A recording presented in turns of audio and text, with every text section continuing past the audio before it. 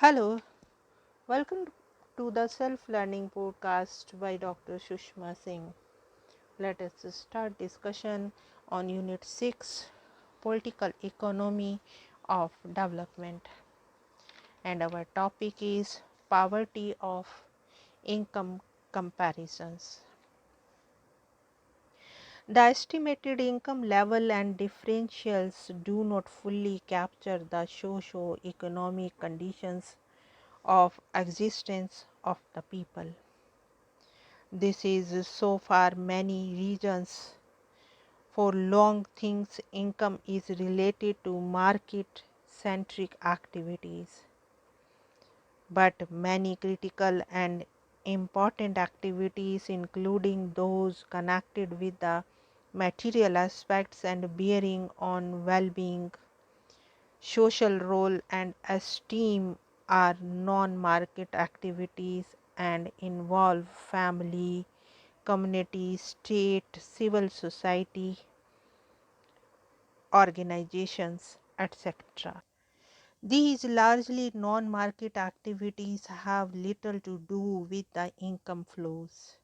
The market does not incorporate everyone, differentiates people on non functional, unjust criteria, and excludes a large number of people for varying lengths of time from participation in its ambit of activities and transactions.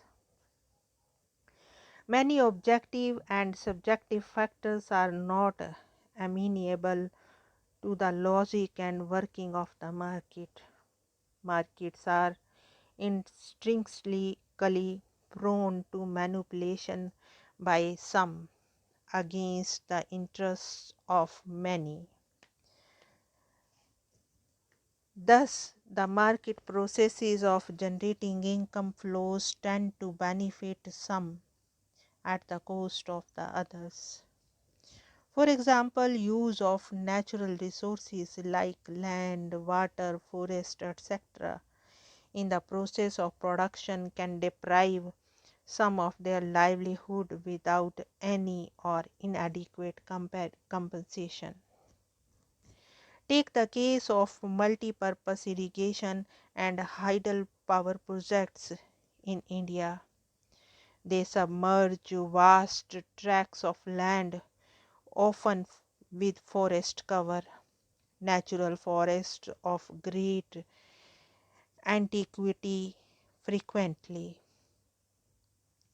These submerged areas lead to displacement of thousands of tribal and farmers and other poor people, disrupting not just their livelihood but the entire pattern of their lives. Whenever some rehabilitation efforts have been made, which is not always the case, they fall far short of full and reasonable compensation, leave alone the proper rehabilitation and share of the gains of the project or some alternative. While a huge cost is incurred by these refugees of the so-called development, the beneficiaries are the people in the plains who are generally a part of India's small organized sector elite and their hangers on.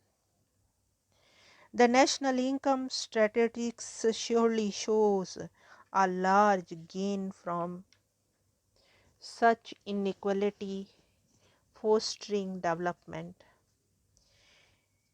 It accrues to a small section who in no way compensate the poorer people who are made worse off by this kind of development reflected in the GDP figures. Clearly, these projects add to the GDP as also to the woes of the people, which no national accounts statistics ever captures. The last 50 years in India saw dozens of such projects. These worsened people are generally the poorer ones. This market generated income conceals its hidden as well as non monetary costs.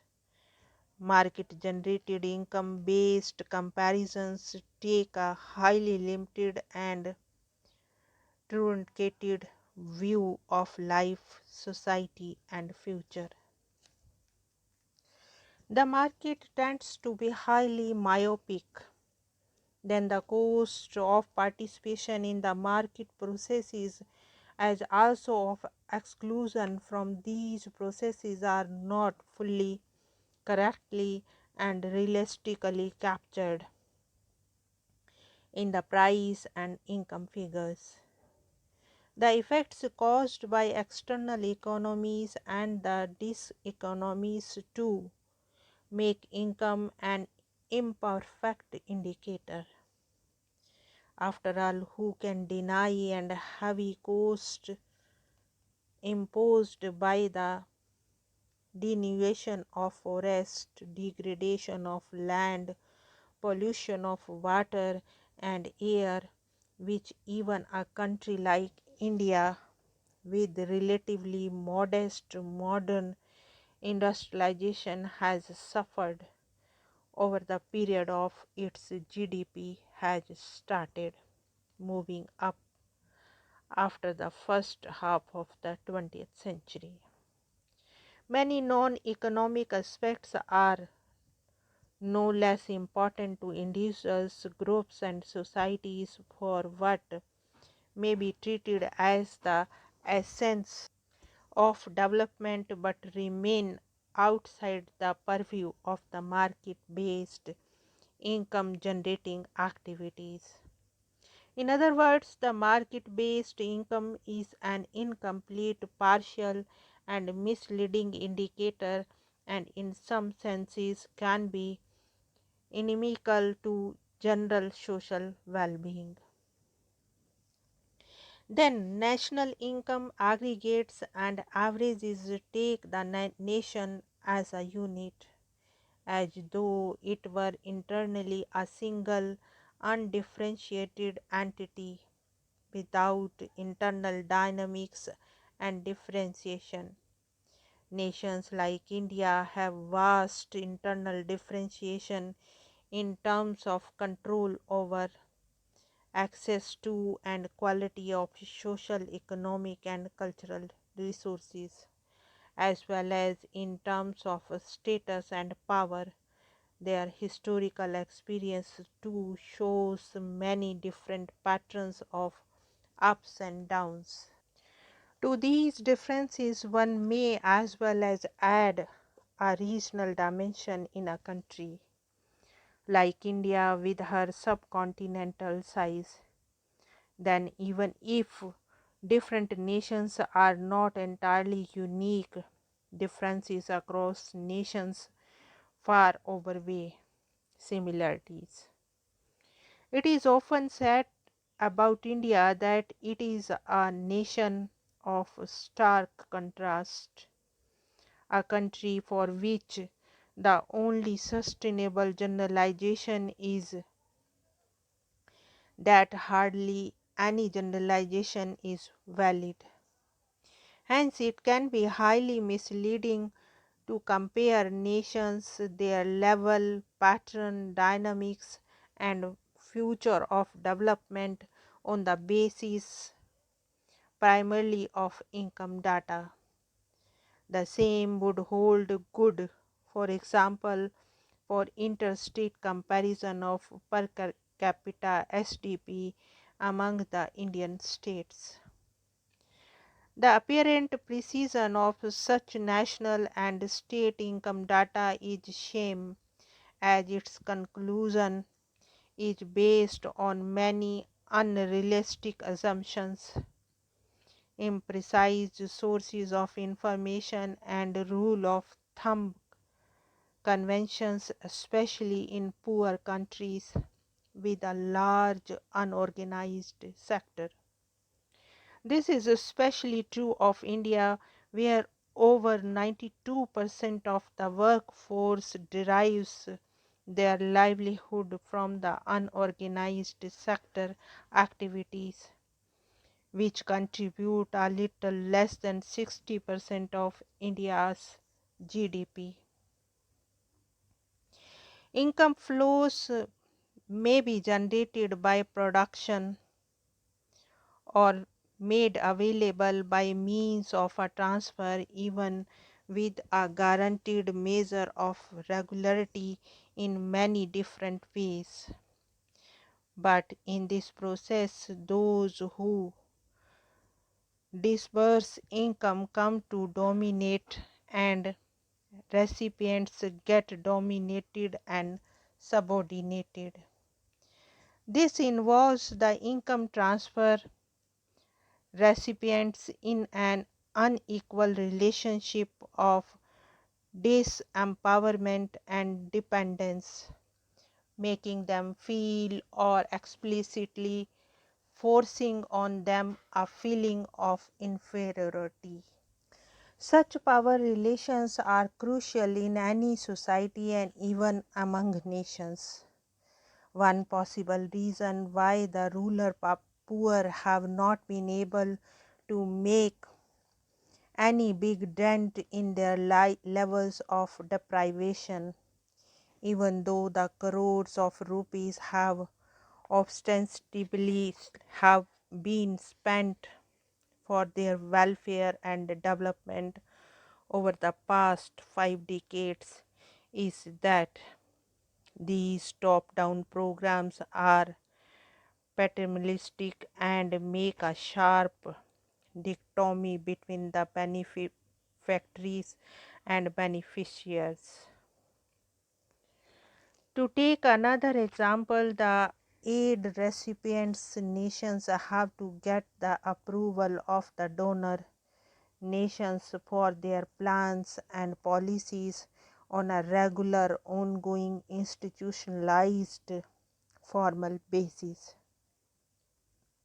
Such nations compromise their national sovereignty and interest for the apparently easy option of getting concessional loans, access to technology, etc., but batter away in the process their vital national interests, especially of those who are not able to participate in donor approved plans, programs, and policies. One has just to recall the ignominy India suffers year after year when it sends high ranking officials to what used to be known as the Aid India Club in order to win the approval of the so-called donor countries in the exchange of their commitment to provide some development assistance in the form of official development assistance ODA, which has been a small fraction of India's development outlays.